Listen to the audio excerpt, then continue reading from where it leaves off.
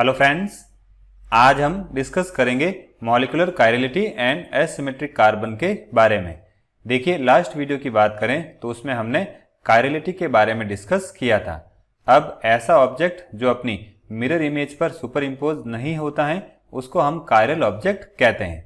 इसी तरह से ऐसा मॉलिक्यूल जो अपनी मिरर इमेज पर सुपर इम्पोज नहीं होता है उसको हम कायरल मॉलिक्यूल कहते हैं और इस प्रॉपर्टी को हम मॉलिक्यूलर कायरलिटी कहते हैं। अब कौन सा मॉलिक्यूल कायरल होगा और कौन सा मॉलिक्यूल अकायरल होगा, तो इसके लिए हम sp3 कार्बन एटम की हेल्प लेते हैं। देखिए, जो sp3 कार्बन एटम होता है उसकी 4 वैलेंसी होती हैं।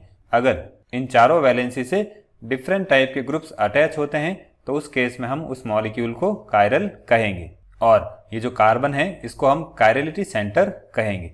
इसके अलावा ये जो कार्बन है इसको हम एसिमेट्रिक कार्बन भी कहते हैं। देखिए, जब sp3 कार्बन एटम से डिफरेंट ग्रुप अटैच होते हैं तो उस मॉलिक्यूल की जो मिरर इमेज है वो एक दूसरे पर सुपर इम्पोज नहीं होती हैं। अगर इन चारों ग्रुप में से कोई भी 2 ग्रुप सेम हो जाते हैं तो उस केस में उनकी मिरर इमेज एक दूसरे पर सुपर इम्पोज हो जाती हैं और वो अकायरल हो जाता है। इसी तरह से 3 ग्रुप या 4 ग्रुप भी सेम होते हैं तो वो अकायरल हो जाएगा। तो हम कह सकते हैं ऐसा sp3 हाइब्रिडाइज्ड कार्बन एटम जिससे कि 4 डिफरेंट ग्रुप अटैच हो उसको हम कायरल कार्बन, एसिमेट्रिक कार्बन या कायरलिटी सेंटर कहेंगे।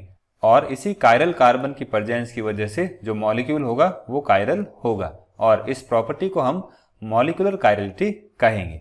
अब देखिए, इस तरह का जो मॉलिक्यूल होता है उसमें प्लेन ऑफ सिमेट्री एब्सेंट होती है और अगर प्लेन ऑफ सिमेट्री प्रेजेंट होती है तो उसको हम अकायरल कहेंगे।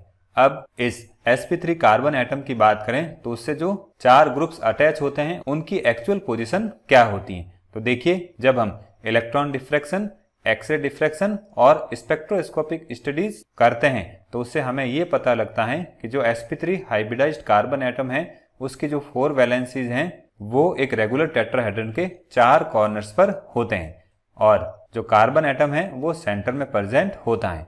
देखिए, यहाँ पर जो ऑरेंज कलर है वो कार्बन एटम को रिप्रेजेंट कर रहा है और जो ग्रीन कलर है वो 4 ग्रुप या एटम्स को रिप्रेजेंट कर रहे हैं जो कि सेंट्रल कार्बन से अटैच हैं। अब ये 2 ग्रुप या एटम्स इस टेट्राहेड्रन के इन कॉर्नर्स पर होंगे और ये 2 इन कॉर्नर्स पर होंगे। सिंपली हम इस sp3 हाइब्रिडाइज्ड कार्बन को इस तरह से रिप्रेजेंट कर सकते हैं और ये हो जाएंगे इससे अटैच 4 डिफरेंट ग्रुप्स। अब देखिए, यहाँ पर जो सॉलिड वेज है वो व्यूअर की तरफ होता है और जो ब्रोकन वेज है वो व्यूअर से दूर होता है और ये हो जाएगी इसकी मिरर इमेज।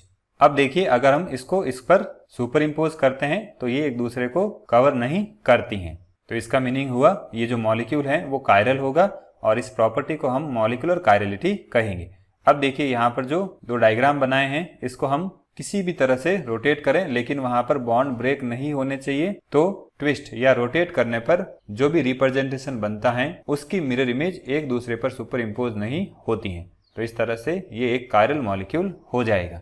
अब देखिए, यहाँ पर जो डायग्राम बनाए गए हैं वो बहुत ही कॉम्प्लिकेटेड होते हैं तो इनको हम सिंपल फॉर्म में इस तरह से रिप्रेजेंट करते हैं। यहाँ पर जो रिप्रेजेंटेशन शो किया हुआ है उनको हम फिशर प्रोजेक्शन फार्मूला कहते हैं। अब किसी भी मॉलिक्यूल के लिए फिशर प्रोजेक्शन फार्मूला कैसे लिखा जाता है तो उनको हम नेक्स्ट वीडियोज में डिस्कस करेंगे।